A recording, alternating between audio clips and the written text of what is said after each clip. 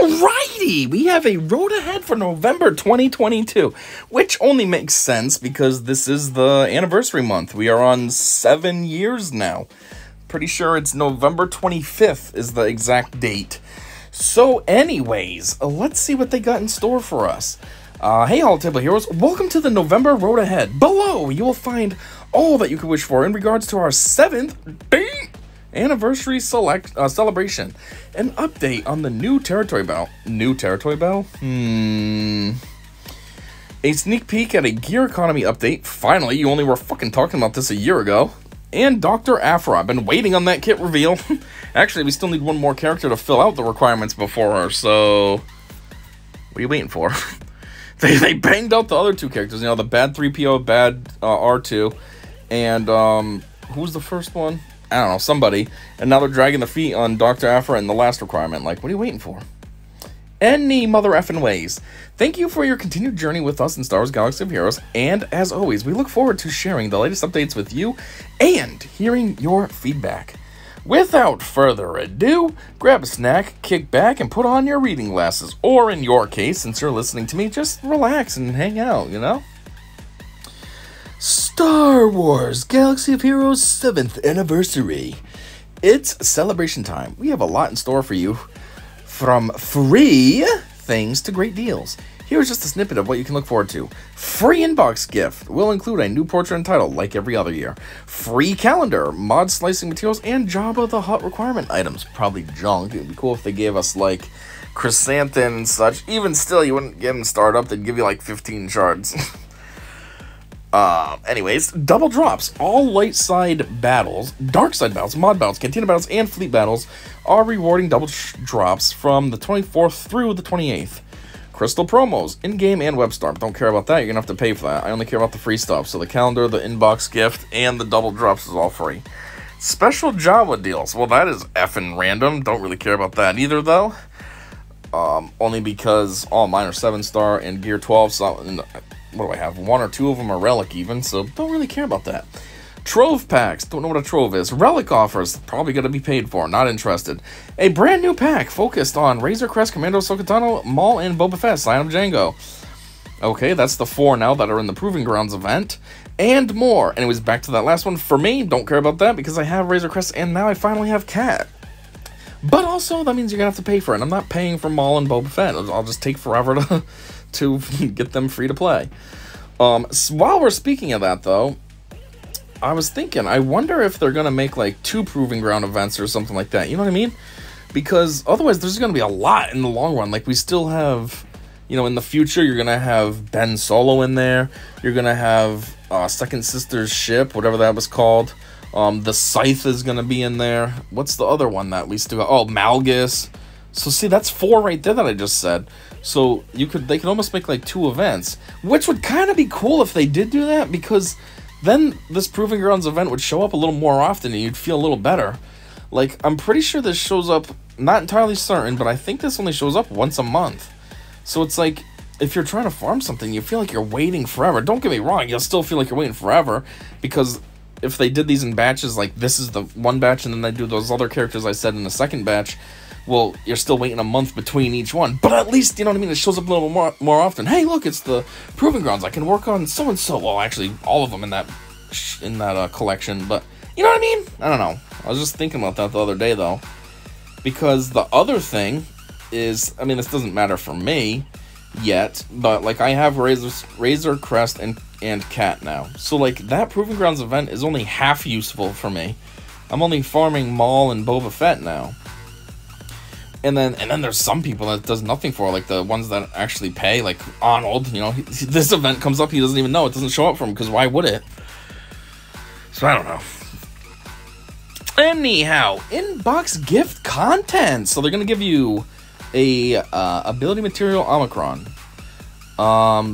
Is that just one Omicron shard, or is it one complete Omicron? If it's just one shard, that's pretty dumb. Like, I don't want that. That's worthless. If you're going to give me a whole entire completed one, then, oh, sweet. But I don't know. I'm thinking it's one shard, because then it says ability material Zetas 25.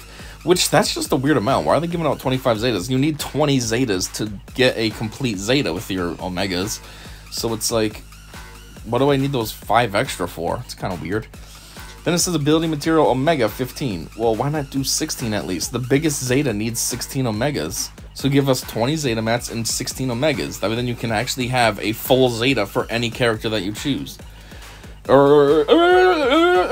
Character shards times 5. Do not need that. But I guess it's better than, they're probably still doing it. But I was going to say, at least it's better than the Clone Wars Chewie, since that's kind of, you know, dead horse. What did they say? Beaten to a dead horse?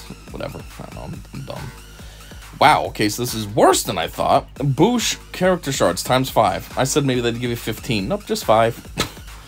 Aura Sing times 5. Skiff 5. Chrysanthemum 5. Credits 1 million. That's great and all, but for me, don't need that. I'm sitting at 1.2 billion. So I guess now it's 1.3 billion. Oh wait, no, it's still 1.2. Never mind. I forgot the 2 is 200 million. Anyhow, shipbuilding materials 1 million. Don't need that. I'm what, 625 million? Data cache currency 250,000. Oh, that must be for Datacrons. I don't use Datacrons, so don't care about that. MK3 Carbanti. I heard of Carbantis. I can't think of what they are offhand, so I'm pretty sure this is something good. AK stun guns, Arakid, droid collar, biotech implant. Don't really know what those are, so I can't comment on them. Fragmented signal data times 40. Okay, that's good. That's for the relics, so that's pretty decent. Incomplete signal data 20. That one's fair. I think that's the green one. You know, the fragmented is the square. I think the incomplete is the green circle, sphere, whatever you want to call it. So that's decent. Carbonite circuit board 100. Okay, don't really need it, but I'll take that. 80 of the bronzium monitoring. Okay. Chromium transistors 20. Okay. Rhodium heat sinks times 5. That's decent. That's for relic 5. Electrum conductor times 5. Zinbiddle card times 5. Ooh, now we're talking. Zinbiddle's a pain in the dick, so that's nice. I mean, you still usually need 10 or 20 of them, but hey, 5 is a nice starting point. MK1 bonding pin 60. Fusion disk 60. Power flow control chip 60. All these things are 60. Amplifier, capacitor, fusion coil. MK2s, you get 15 circuit boards, 10 thermal exchange, 10 variable, blah blah blah. And there's the Clone Wars Chewie. I don't know what's up with them in the Clone Wars Chewie. What is this meme that they're continuing? Every year, it's been shards of him. They've reduced it a little. It used to be like 5 or something. Now it's 3. But like, nobody needs that. Why are you giving us something so worthless? I don't know. Anyhow, moving on. New territory battle update. So, what is this all about? Probably nothing good. The new territory battle draws near, following the exciting yet ominous rise of Empire in the period between Star Wars Revenge of the Sith and Star Wars A New Hope. This event has more zones than previous territory battles and will evolve over time with new bonus zones. More information on bonus zones, their rewards, and how they are accessed will be coming in the future. So this is straight up a new territory battle. So we have... Actually... No, I was going to say we have 3 now. No, there's light side and dark side. So that's one... Well, yeah. What? Yeah, okay. So there's light side, dark side. So that's kind of 2. And then this one. So it'll just be in the rotation. Yeah, okay. Maybe that's not bad. At first I was going to hate on it, but it could be okay.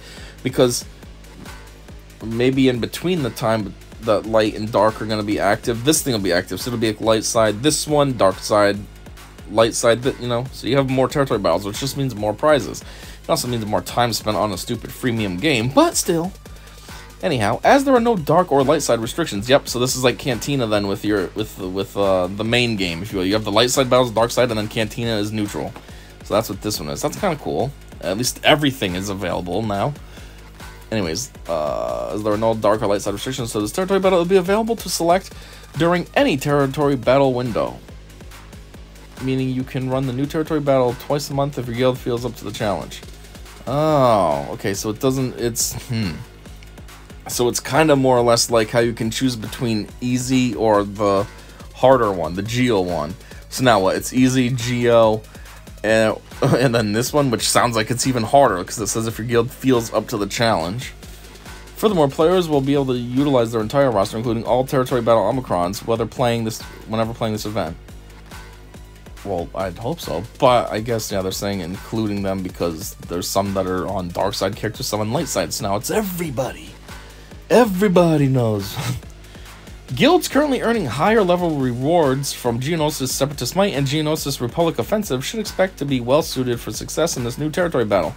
I figured as much. My guild does pretty good. On the light side, we get like 32 stars. And for the dark side, I don't know offhand, actually. But we do fair, so we could probably try this one out when it comes. Anyways, while it can vary greatly from guild to guild, we expect guilds to generally move to this territory battle when they are earning around 20 stars from light side Geonosis territory battle or getting close to max stars on dark side Geonosis territory battle. Oh, I said that backwards then. We don't get 32 on the light side, we get on the dark side. 32 on dark side. No, which one's harder? I don't know, I'm confused now.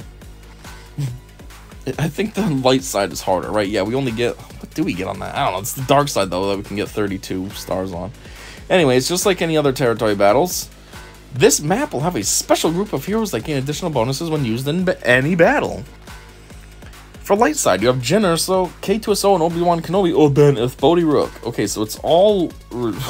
it's all Rogue One, and then Obi-Wan's in there. I mean, I get it, they're all rebels as well, but it's kind of random that Obi-Wan's just hanging out with them, too. Rebellious Persistence. This character gains 50% potency and deals additional damage equal to 35% of their potency. Whenever a buff expires, all allies gain 2% offense, stacking max 100% for the rest of the battle. Mixed. Jabba the Hutt, Hondo, Dr. Aphra, not even in the game yet, Kira, and Fulcrum. Back alley deals. Whenever this character calls other allies to assist, they gain 20% turn meter, and the assisting allies deal 20% more damage. Whenever this character attacks out of turn, attack again. What? So you're going to attack out of turn and then take another attack out of turn? So you basically at 2? Dark side. Grand Inquisitor, second sister. Of course it's with the Inquisitorius. Why would it not be? Third sister, Reva. What? Is that what the third... Is she in the game? I don't know why I never realized this before. I guess I'm just confused by it because, you know, Disney tried to push Reva so hard with the merch and stuff, the toys, and it's funny because nobody cares. I mean, her lightsaber, they made a Black Series lightsaber and like it massively underperformed. I didn't realize she was in this game, unless she's not, and she'll be added. I don't know. Anyways, but then there's also Lord Vader, Director Krennic, and Gar Saxon. Might of the Empire. Whenever this character uses an ability on their turn, they recover 5% max, 5% health and protection, and deal bonus damage equal to 2% of this character's max health to all enemies. Okay, that seems kind of worthless. All of these seem kind of worthless. Like, those are bonuses? I mean, I guess maybe I'm just because I'm thinking of Galactic Challenges. Those are big bonuses. This is just kind of wussy little bonuses. Anyways, note, these are still in balance testing and are subject to change. Other units may be added to these lists prior to release in the future. Careful planning around character usage and aligned and mixed zones, as well as platoons and mission requirements, will be of utmost importance. We highly recommend you get your Jabba the Hutt, Inquisitor, Scythe, and Dr. Aphra geared up and ready to go for this event, as they will be required for certain missions within this territory battle. And yes, CG, everybody's just going to be able to go get Jabba nice and easily, and Inquisitors. I'm still working on fucking Inquisitors. And Scythe, oh yes, a ship that's available only in Conquest. I have that already. And Dr. Aphra, a character that's not even in the game yet, but you're telling us to get it beefed up. Yes, CG, way to be not out of touch. What's the matter with you? Anyways, what to expect? Bullshit, that's what. No, battle across the galaxy in 6 phases across 18 planets in the starting zones, earning rewards like the new exclusive Third Sister Reva shot. Okay, so she's not in the game. I thought I wasn't tripping. I'm not. She's not in the game yet, but they're gonna be adding her. Okay. And the new Guild Event Token 3 currency, as well as Guild Event Tokens 2, so you're not locked out of those shipments. Okay, what's Guild Events Tokens 1? You didn't talk about that. So what, we missed out on that now? The return to 6 phases allows us to create more phases of content, as well as provides a consistent experience for timing of each phase. Okay. Zones are divided across 3 paths: light side, dark side, and mixed. Each zone features iconic planets or locations from the Star Wars universe with a number of characters and ships, ship combat missions, as well as mixed platoons and deployments. Battles are shortened to 2 encounters each, and utilize new and existing planet modifiers akin to those in Conquest and Galactic Challenges. What do they mean battles are shortened to 2 encounters each? What does that mean? I don't know. The other thing is, when it said that this was open to all characters, I thought it was going to be like, unless it is and I'm misinterpreting, but I thought it was going to be like you can just use anybody anywhere. Like, say, like in Grand Arena, you can use anything. I mean, yeah, well, yeah, Grand Arena, or I meant to say Squad Arena, how you can use anything. But this seems like it has a light side path, a dark side path, and then a mixed path. So yeah, the mixed allows you to do anything, but they still have light only and dark only, so like, mildly misleading. Anyways, light side zones. Coruscant, Bracca, Kashyyyk, Lothal, Ring of Kafrene, and Scarif. Mixed alignment zones. Corellia, Felucia, Tatooine, Kessel, Vandor, and Hoth. Dark side. Mustafar, duh. Geonosis, duh. Dathomir, duh. These are very obvious dark side ones. Haven class, Medical Station, Malachar, and Death Star. The Death Star? That's not a planet. Players can expect to see some classic encounters as well, like the Patranki arena, wow, monster battles. From Geonosis, success across the territory battle will require strategic thinking around which teams and characters to use in the light, dark, and mixed paths. Furthermore, guild coordination will be more important than ever with the wide variety of new content available at launch. Still not understanding how this works. It says you'd need strategic thinking around which teams and characters to use in each one of these paths. So one, is this kind of like, what's it called? A Galactic War? How you use your teams and then they die? Or Grand Arena, how you can only use them once and then they're no longer available, so even if you beat your enemy, you still don't have your team, like, or, I don't know, or are all of these paths going at the same time, or what? I don't know. Anyways, holy crap. Okay, so it says platoon bonuses. This is a lot of nonsense that I'm not trying to cover. Phase 1, Phase 2, Phase 3, Phase 4, Phase 5. Okay, cool. Yeah, I'm just gonna kind of leave this here like this. You can pause that if you want. Take a look. I am not gonna be going through all this nonsense. Anyways, moving on. Third Sister Reva. As we mentioned before, Inquisitors play a significant role during the rise of the Empire. This new territory battle reflects that, and will reward a brand new unit, Third Sister Reva. Being a territory battle acquired unit, Third Sister's power level is aimed to be similar to that of the Grand Inquisitor, challenging Galactic Legends in the Grand Arena game mode through her Omicron abilities. While Grand Inquisitor builds up as the battle progresses, Third Sister is impatient and comes out swinging. She will also be a tank, providing Inquisitorious squads with flexible compositions. We already have a tank, Ninth Sister. And she's pretty solid, actually. She's a pain in the dick to get around. It's like a Snorlax. With the caveat that she's still undergoing balance passes, her leader ability Zeta tier will start all enemies with 5 stacks of Purge. Teamed with Grand Inquisitor and his versions of Patient, all enemies will be starting at max Purge will be starting at max Purge stacks 6, allowing Inquisitor teams under her to impose on the enemy team quickly. Taking inspiration from her backstory as seen in the Obi-Wan Kenobi series, the first time Reva is defeated, she revives with Hatred, a buff previously seen on Darth Sion. This will allow her to self-revive a second time during the battle, making her a tough target to take down. Cool. Territory Battle Rewards Update. Hoth and Geonosis. As we mentioned in the last Road Ahead, we will update the gear rewards of the existing Hoth and Geonosis territory battles with the release of the Rise of the Empire territory battle.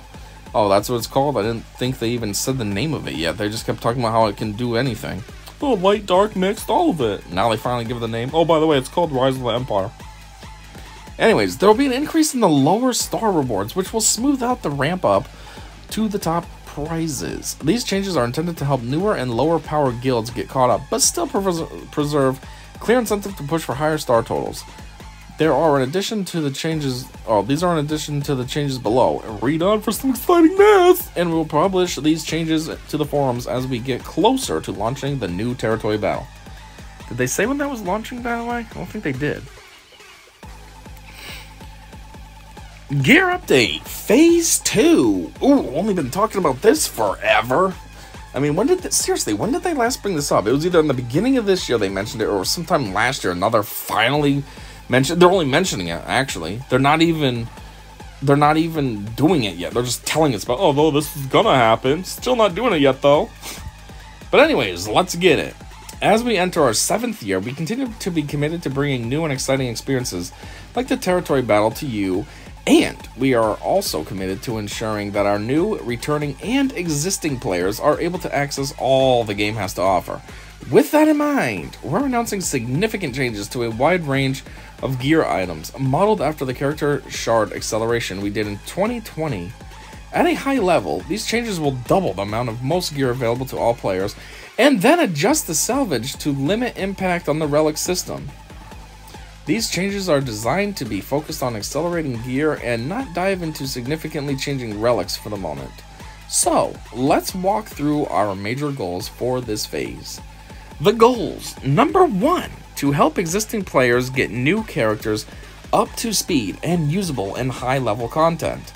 As the game has grown, they should have had a period after content, unless this is in high-level content as the game has grown, so has the difficulty and requirements for many events. Bringing a marquee character up to viability in a game where strong squads are often Relic 5+, is a longer road than when we first introduced marquees many years ago. These changes will help shorten that journey and get characters up to snuff so you can feel confident in using them in a variety of modes sooner. This also benefits older Journey Guide events, where we want players to be able to complete those faster and then be more able to pursue exciting releases like Jabba the Hutt and Dr. Aphra. Well, I feel what they're saying at the top here. They said, you know, bringing a marquee character up to viability when most strong squads are at least Relic 5 is a longer road than first introduced. Yeah, because way back in the day, way back in 2015 when this game first came out, the max gear level was like gear 10, I think. Yeah, it was gear 10. So, you know, getting a character from brand new up to gear 10 is a lot faster and easier than getting that brand new character up to Relic 5. Because you have to complete gear 10 to get to 11, then from 11 to 12, then 12 to essentially 13, then 13 to Relic 5. A lot more steps there. So, I see what they're saying. Even if you talk about when it was gear 11, I remember when gear 11 was the max gear. That's still a lot easier than going all the way up to Relic 5. So, that'd be cool. I thought this was supposed to be about gear, though, that they're going to speed up. I didn't know they were speeding up characters as well, even faster. I mean, I'll take it. But still, like, they're saying, oh, so you can be more able to pursue exciting releases like Jabba and Dr. Aphra. Like, it still doesn't really allow for that if you're focusing on the other Journey Guide events, you know what I mean? Oh, I'm going after Padme, but hey, I can go after Jabba, too. Like, that's not how it works. Anyways, the second goal is to help newer players catch up. New players have 7 years of releases and content to catch up on. I know. I think about that, I'm like, man, I've been with this game basically since day one. If I was correct, and this game came out on November 25th, I've been playing since December 25th, 2015. So this game was only a month old when I started playing. And it's like, all the stuff that's been added over the years, you know, ships. I remember when ships came out in November 2016. I remember when, you know, the gear was going up. You know, it used to be gear 10 was max, then gear 11, then gear 12, then relics were introduced. I remember the level cap. I think at first the level cap was 75, then it went to 80, and then it went to 85, and then it's just been stagnant. They've never wanted to go to 90, I guess, or anything. It's just been 85 forever. But, yeah, there's that. There's, what else? All these Journey Guide characters. Geez, way back in the day, it was basically just Yoda and Papa Palp. And then they look at the Journey Guide now. It's so full. Then you get the GLs. The GLs is getting full kind of too. There's 7 now. So I think about all this, I'm like, man, this game would be so overwhelming for a new player. Like, I know I have my second account that I do as well, but, like, I'm an experienced, quote-unquote, new player in that account. Because I have my main account, so I know all about the game. I know about all the changes, everything that's come all along the way and stuff. But somebody that's straight up new and just starting this game, it's like, man, this is way overwhelming. So, yeah. I mean, like they said here, there was a lot to catch up on. There sure is. And the worst part, kind of, if you're a new player, is they're constantly adding stuff. I mean, even for me, I feel like it gets overwhelming sometimes. I start to finally get caught up, and then they're like, oh, we're going to introduce Relic 10 or something stupid. And it's like, come on, man. Oh, I just kind of got there. It's like my teams. I worked on getting everybody to Gear 12. And what happened, like, right around the time that I almost had everybody there, they introduced Relics. And I'm like, dang it, now I'm still behind. I was almost caught up, almost solid with everyone, and now I got to work on Relics. Cool. Just like now, I'll get my whole squad almost up to Relic, and then they'll introduce like a new Relic. You know, hit Relic 9 or whatever, Relic 10, and then there's, you know, Relic 2.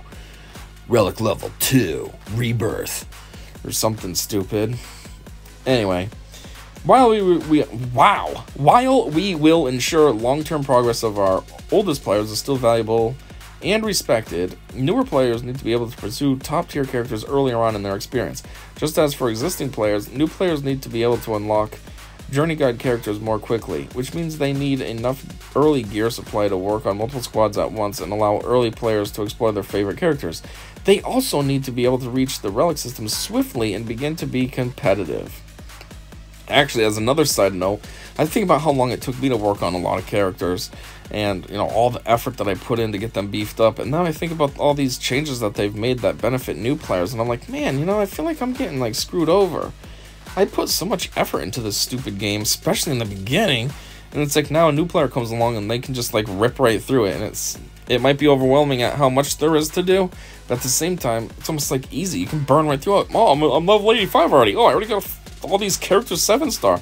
Oh, look, I'm approaching relics already. Where for me, it was like a massive grind. Oh, well. I don't know. They still say our oldest players is valuable and respected. And, well, we'll see. I don't think they're doing anything for us, though. It's just the new players. Anyhow, some of the details on how this is supposed to get all better. All gear items below Gear 12. This excludes MK12 Armatech and MK12 Sazerka items. The suite of purple items only used in G12 recipes.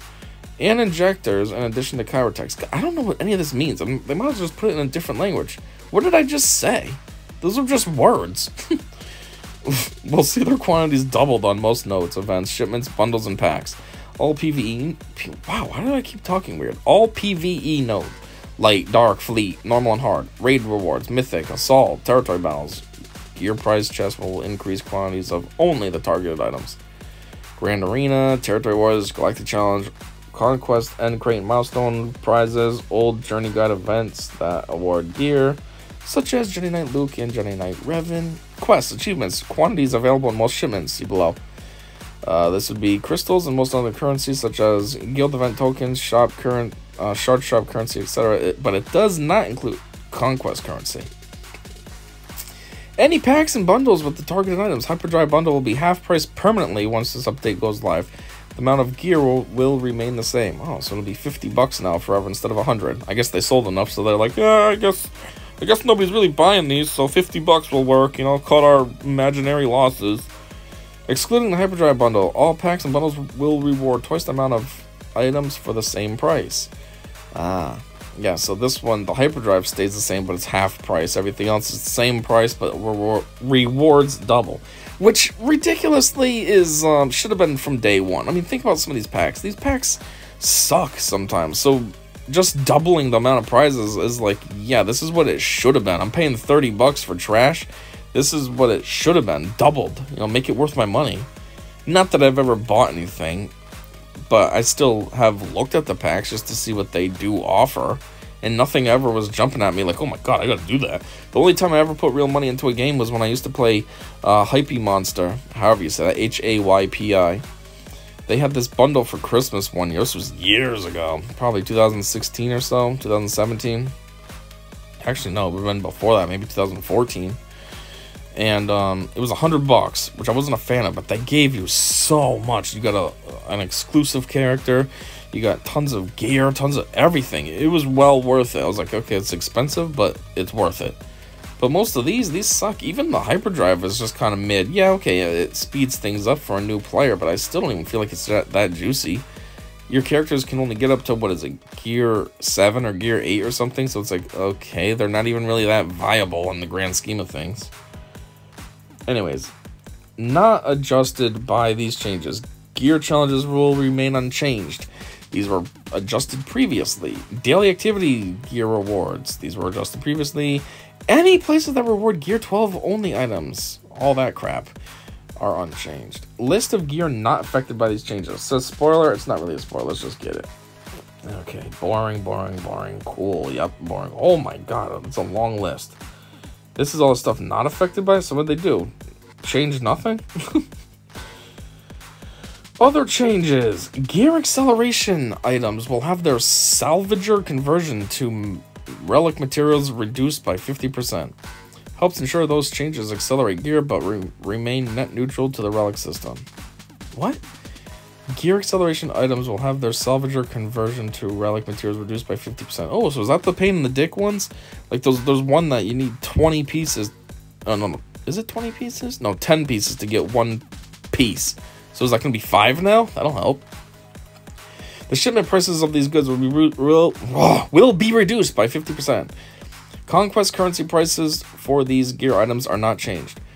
We plan for new marquee bundles going forward to begin offering more gear at the established prices, making it easier to get a head start on new characters. I'm hoping... Oh, wow. I don't know where I saw hoping from. I'm sure one of the first questions many of you are asking after reading this is when are all these changes happening? Well, kinda. I mean, you have been talking about this for a long time now. I mean, at least you have a game plan laid out, but, like, when's it going to go into effect? Anyhow, while there may be further changes to gear in the future as we closely monitor the impact, all of these changes will be released alongside the new territory battle in December. Okay, so we also have a release date for the new territory battle. It's next month. I don't think they said that yet, but now we know. Getting to G10 and G12 will be a smoother experience, and your characters will be up and running faster than ever. We will monitor the effects of these gear changes very closely to ensure they have the effect we intended and make future changes as needed. We hope you are excited for these changes and you feel the impact in your day-to-day experience. Getting to G10 to G12 will be a smoother experience. Oh, but G12 to Relic is still going to be a pain in the dick? Ugh. Hey, getting there faster, does that mean you're going to do something with the... Oh, man, what are they called? The Chirotex? I don't know. I'm not going to go back up and reread that. Anyways. Dr. Aphra and Son of Staros. Son of Staros, the final marquee character in Dr. Aphra's Legacy event, will be coming soon. Oh. Well, good to know that we finally know who it is, and that it's coming soon, because I've been thinking about that. Like, where the heck is it? They launched out the other ones rapid fire and then boop, put the brakes on, and it was like, okay. But anyways, and with her release, the countdown to the event will begin. Patterned after the Starkiller Legacy event, this will require you to have all of the recently released marquee characters, Hondo, BT, 000, and Sana, at Relic 5 to participate in the event and earn Dr. Aphra shards. Also, like the Starkiller event, Dr. Aphra's event will be available permanently upon launch. Ooh, that's cool. None of this stupid, not available, like Piet's ship. Information on Son of Staros is forthcoming, but we thought we'd give you a sneak peek at what Dr. Aphra will be bringing to the table. Dr. Aphra is designed to work exceptionally well in Grand Arenas alongside Bad 3PO and Bad R2, as well as in the upcoming territory battle.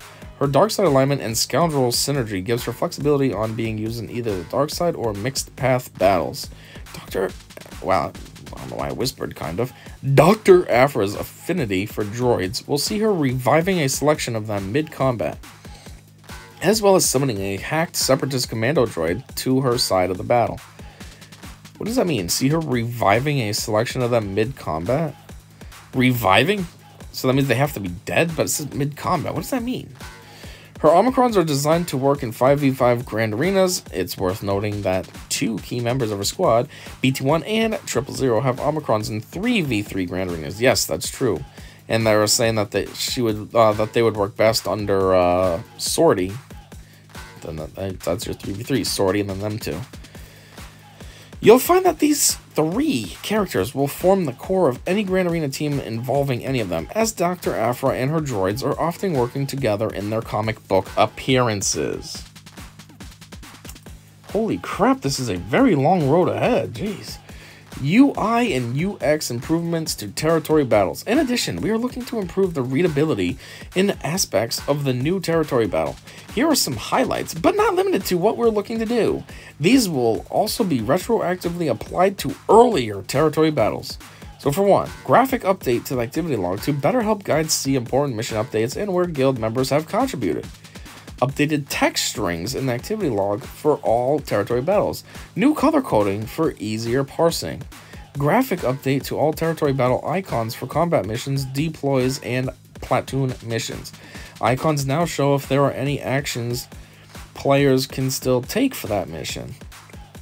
Added a new icon to the top layer of the map that shows which zone character shards can be earned by guilds. Added better progress bars that will help show guilds what milestone they have achieved and how many points remain until they unlock their next milestone. New updated character tiles for deploy and platoon missions. New info screens showing what bonuses guilds will unlock for each completed level of a platoon mission. All of these sound pretty solid because currently, if you want to find any of that out, like you have to click on the zone and then it brings up the menu and then you can see, and like if you want to know if the platoons have been filled, you gotta go click on the platoons, and it's like, it's kind of clunky. It's not the worst, but it's kind of clunky. So this sounds like it might really help clean that up, so you can just kind of get like an overview, just like glance at something, and boom, there's everything I need to know. No longer dicking around, clicking on this, clicking on that, fishing through here. So that's pretty cool, I guess. That could be very helpful. Save some time. Not like, you know, it's not like the old way it was a time waster, but, you know, when this is in effect, it might feel like a huge time saver. Like, man, remember the old way you have to do it? You used to have to click on each zone and do this. So that's good. I wonder if that's for because of the new event. Maybe there's just so much going on in the new one that they're like, well, we're going to have to come up with something to manage this. And then they're like, well, we'll just make it retroactive as well. Anyway, that's all, folks. Finally, after like 3.5 hours of going through this, god dang. Thanks for listening. However long you've been with us over the course of 7 years, from the bottom of our hearts, we thank you. I've been with you for just about 7 years, Christmas Day this year. We look forward to building upon everything fans know and love about Star Wars Galaxy of Heroes, and it's because of you that we get the opportunity to continue that journey. Until next time, see you on the holotables. No, you won't see me on the holotables because you're never there. This is kind of like a one-player game while simultaneously being a PvP game. Anyways, that is it. Jeez, road ahead. This was a big boy. That's good, though. The rest are all skinny throughout the year and kind of worthless, so that's good to see something with a little bit of effort in. A little bit of promise, I guess. Yeah, so that's all I got for now, and I gotta get out of here, so until next time, I said see ya.